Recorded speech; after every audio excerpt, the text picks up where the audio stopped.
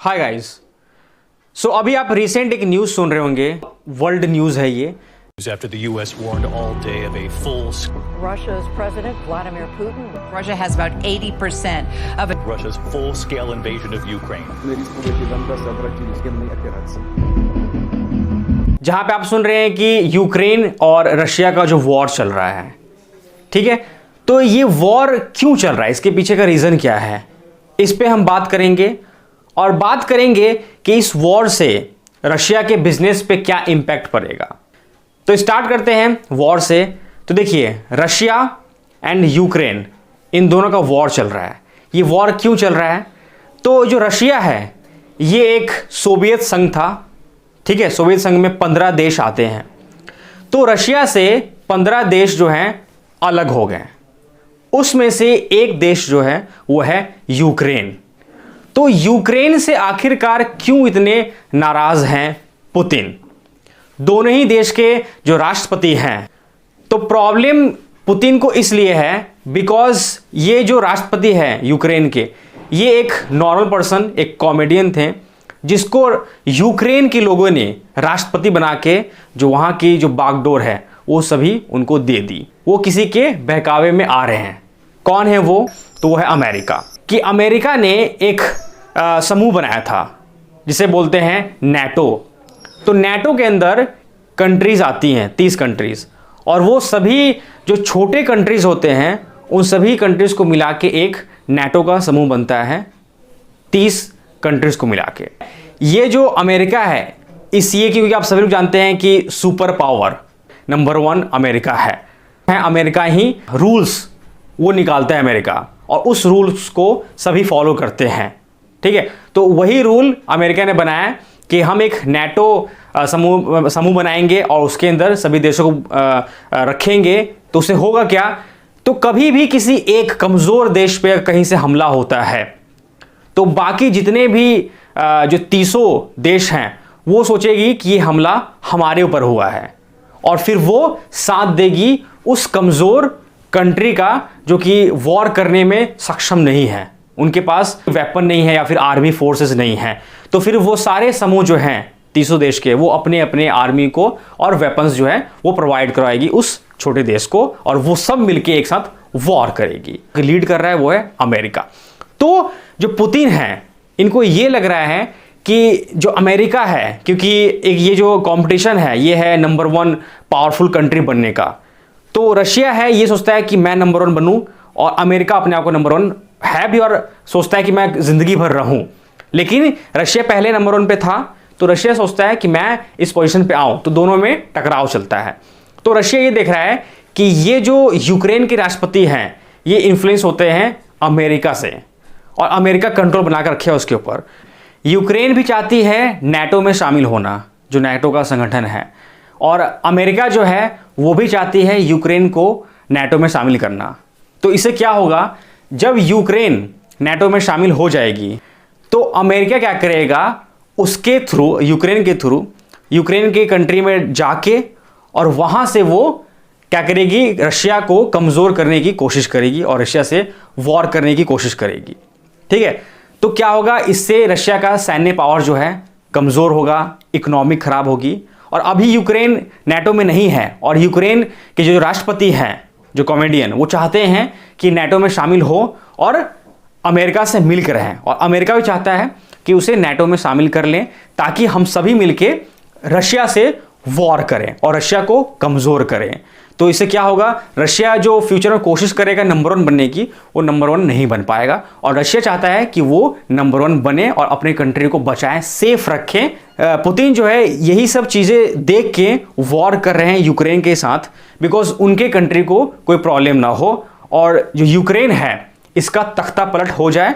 क्यों? क्योंकि वो नेटो में शामिल ना हो, क्योंकि उसे प्रॉब्लम है। और तख्ता एक बार जो पलट हो जाएगा तो वो अपने रूल के हिसाब से उस कंट्री को, जो पुतिन है, हैंडल करेंगे और अपना जो रूल है वहाँ पे चलाएंगे।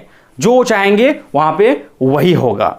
और वो ये नहीं चाहते हैं कि वो यूक्रेन को पूरा मिला लें अपने देश में, वो ये नहीं चाहते हैं। वो चाहते हैं सिर्फ रूल करना और वहाँ की चीज़ों को अमेरिका के पकड़ से दूर करना। ये इंपॉर्टेंट बात है। दैट्स वाई ये वॉर चल रहा है और अभी चलेगा ही। यूक्रेन में कई इंडियंस स्टूडेंट्स जो पढ़ाई करने के लिए गए हुए थे वो भी वहाँ पे फंसे हुए हैं। तो यहाँ पे इंडिया को भी बहुत ज़्यादा प्रॉब्लम का सामना कर रहा है वहाँ से उन्हें रेस्क्यू करने के लिए। लेकिन वो रेस्क्यू हो रहे हैं, आ रहे हैं, बिकॉज बहुत सारे इंडियंस पढ़ाई करने के लिए यूक्रेन में जाते हैं, स्टडीज़ करने के लिए, लड़के लड़कियाँ, तो वहाँ से रेस्क्यू हो रहे हैं। तो अब हम बात करते हैं बिजनेस के ऊपर। बिजनेस के पॉइंट ऑफ व्यू से रशिया को क्या क्या प्रॉब्लम हो रही है इकोनॉमिक के रूप में। तो जैसा कि अमेरिका सुपर पावर है, तो ये क्या करती है, वो अभी अपने आर्मीज को नहीं भेज रही है, बिकॉज वही जो बात है वो नहीं चाहती है वॉर करना, वो सिर्फ चाहती है रूल करना, ठीक है। और वो देख रही है कि वॉर होगा तो उनके कंट्री पे, अमेरिका पे भी सारी चीज़ें खराब होंगी, वॉर वहाँ भी होगा, तो वो वॉर करना नहीं चाह रही है रशिया से। वो सिर्फ भड़का रही है यूक्रेन को कि यूक्रेन तुम लड़ाई करो, हम तुम्हारे पीछे हैं, लेकिन वो आ भी नहीं रही है, ठीक है। वो दूर से खड़े होकर तमाशा देख रहे हैं, ठीक है। तो वॉर नहीं करेगी आर्मी और वेपन के थ्रू अमेरिका। वो क्या कर रही है कि सैंक्शंस लगा रही है, सैंक्शन यानी कि प्रतिबंध लगा रही है इकोनॉमिक्स के ऊपर। लाइक कैसे, वो तो लगा ही रही है, बहुत सारे कंट्रीज जो हैं अमेरिका के साथ मिलकर वो भी प्रतिबंध और सैंक्शंस लगा रही हैं। कैसे इकोनॉमिक खराब होगा रशिया का, तो ये ऐसे होगा कि अमेरिका ये कह रही है, अगर पहले हम नंबर 1 की बात करें तो अमेरिका ने कहा कि हम रशिया का स्विफ्ट कोड जो है, रशिया सभी कंट्री में स्विफ्ट कोड जानते हैं, बहुत इंपॉर्टेंट होता है। स्विफ्ट कोड के थ्रू जो पैसा है मतलब इंटरनेशनली किसी भी कंट्री में जा सकता है। तो बात कर लेते हैं हम यूट्यूब का ही, ठीक है। तो यूट्यूब पे चैनल होते हैं, चैनल मोनेटाइज होता है, ठीक है। तो जैसे आप इंडिया में रह रहे हैं, डॉलर चाहिए आपको, ठीक है, तो एक स्विफ्ट कोड होता है बहुत, जो जिससे ट्रांजैक्शन होता है, आप तक पैसा पहुंचता है। तो स्विफ्ट कोड क्या कर रहा है, अमेरिका ने सैंक्शन लगा के उसे ख़राब कर दिया कि ये स्विफ्ट कोड का अधिकार हम छीन रहे तुमसे, कि तुम जो पैसे का लेन देन है डॉलर्स में वो नहीं कर सकते हो। ये हो गया। जापान ने रशिया के जो भी लोग हैं उनका जापान में आना जाना बैन कर दिया है। तो इससे क्या होगा, जो भी रशिया के लोग होंगे जो कारोबार कर रहे होंगे जापान में, तो नुकसान क्या होगा, वो जा ही नहीं सकते वहाँ पर, तो वो अपना बिजनेस कैसे करेंगे, ठीक है। तो यहाँ पे एक इकोनॉमिक पे भी एक असर पड़ेगा, बिजनेस नहीं हो पाएगा जापान के साथ में, क्योंकि जापान ने ब्रेक कर दिया वहाँ उस कंट्री में एंट्री करने के लिए रशियंस पीपल को। तो ये पॉइंट भी है। अमेरिका ने एक और सैंक्शन लगाया है यानी कि प्रतिबंध।